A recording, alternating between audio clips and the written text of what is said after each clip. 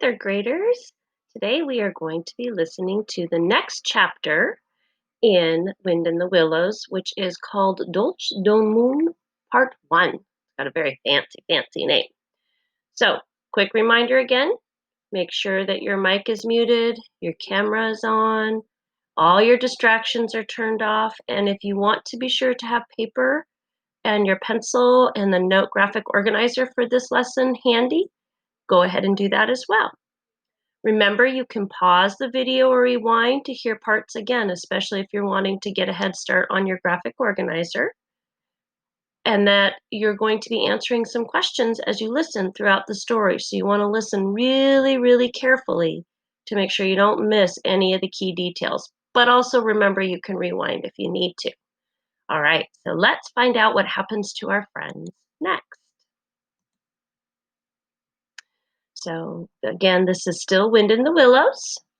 And we are in chapter 6, Dulce, Domum, part 1. Okay, so we're going to make some connections here. I had said that this is a really fancy word, and it actually is in another language, and it is Latin for the saying, home sweet home. Many of you may have heard that or even said that if you've been away on a vacation. This is similar to another saying, there's no place like home. You'll hear a lot of people say that too, especially when they've been on a long vacation or away from home for a long period of time. So what we've learned so far, we've talked a lot about themes, that these are a literary tool that authors use when writing a story to just kind of keep your attention. They're a big idea that comes up many times over the course of a story. And in our case, we've had several themes in Wind in the Willows. We've had friendship and loyalty, responsibility and irresponsibility. You're also going to need to remember these literary terms as we move forward. Perspective. Remember, perspective helps us understand who is telling the story, whose eyes and experiences are we learning about the characters and the story through. And then there's also narration, which is different than the dialogue that takes place between the characters. Narration is the telling of the story that's not by a particular character. Your purpose for listening today. I want you to listen carefully to find out how Mole feels when he passes through his neighborhood and smells his home. Not long after their adventures in the wild wood, the rat and mole found themselves plodding silently along on a country lane. The rapid nightfall of mid-December had already descended upon them. The mole was thinking of supper as he followed obediently behind the rat, leaving the guidance in the darkness entirely to him. As for the rat, he was walking a little way ahead, as was his habit. He walked steadily with his shoulders humped, his eyes fixed on the straight gray road in front of him. This is why he did not notice poor Mole when suddenly something soft and subtle, carried gently upon the cool night air, caused Mole to stop dead in his tracks. It was one of these mysterious sensory moments that suddenly reached Mole in the darkness. It made him tingle through and through with its familiar appeal, even though he could not clearly remember what it was.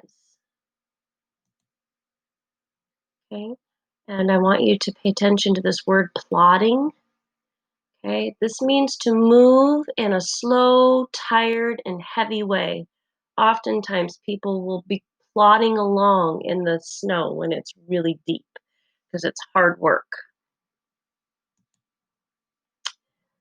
Having stopped suddenly in the pitch black of the night, his nose searched hither and thither in an effort to recapture the vague scent that had so strongly moved him. A moment, and he had caught it again, and with it this time came recollection in fullest flood. Home! The essence of which had wafted through the air.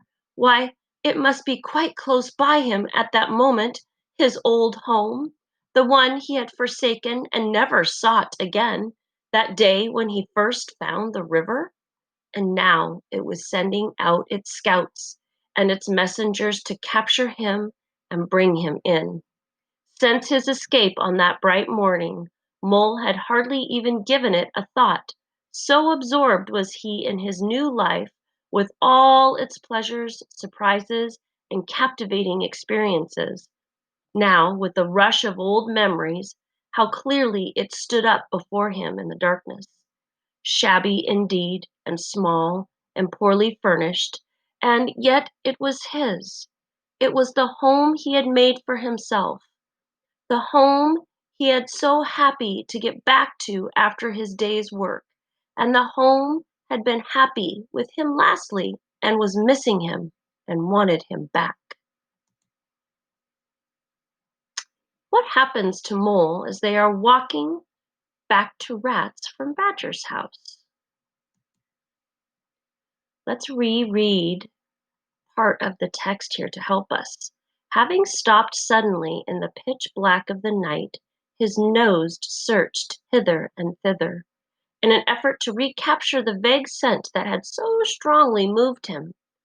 A moment, and he had caught it again, and with it this time came recollection in fullest flood. Home, the essence of which had wafted through the air. Why, it must be quite close by him at that moment, his old home.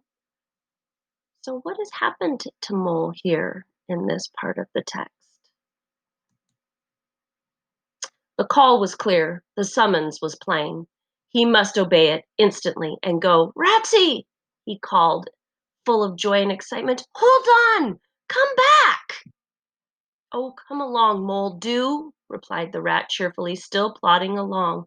"Please stop, Ratty," pleaded the poor Mole in anguish of heart. "You don't understand. It's my home, my old home. I've just come across the smell of it, and it's close by. I must go to it. I must.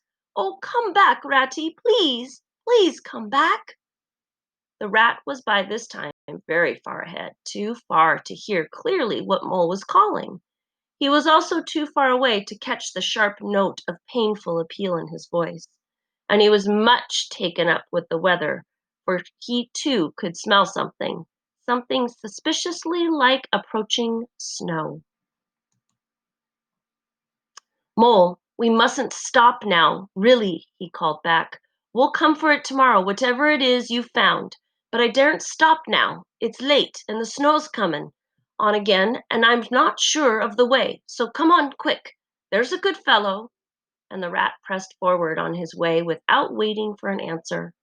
Poor Mole stood alone in the road, his heart torn asunder, and a big sob gathering somewhere low down inside him.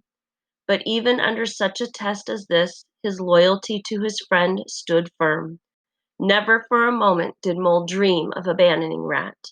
Meanwhile, the wafts from his old home pleaded and whispered to him. He dared not tarry any longer within their magical circle. With a retch that tore his heartstrings, he set his face down the road and followed submissively in the track of the Rat, while faint little smells reproached him for his new friendship and for his forgetfulness. Okay, so this word reproached down here means scolded or corrected or expressed disappointment in someone for a certain behavior. So his home is reproaching him. It's scolding him for his new friendship and for forgetting his home. How is Mole showing loyalty to Rat right now in the story? With an effort, he caught up to the unsuspecting Rat, who began chattering cheerfully about what they would do when they got back. In the midst of his descriptive fervor, the Rat failed to notice his companion's silence and despair. At last, however, when they had gone some considerable way farther, he stopped and said kindly, "Look here, Mole, old chap, you seem dead tired. No talk left in ye, and your feet dragging like lead. We'll sit down for a minute and rest. The snow has held off so far, and the best part of our journey is over." The mole rested forlornly on a tree stump and tried to control himself, for he felt it surely coming. The sob he had fought with for so long refused to be beaten. Up and up it forced its way to the air, and then another, till poor Mole at last gave up the struggle and cried freely and helplessly.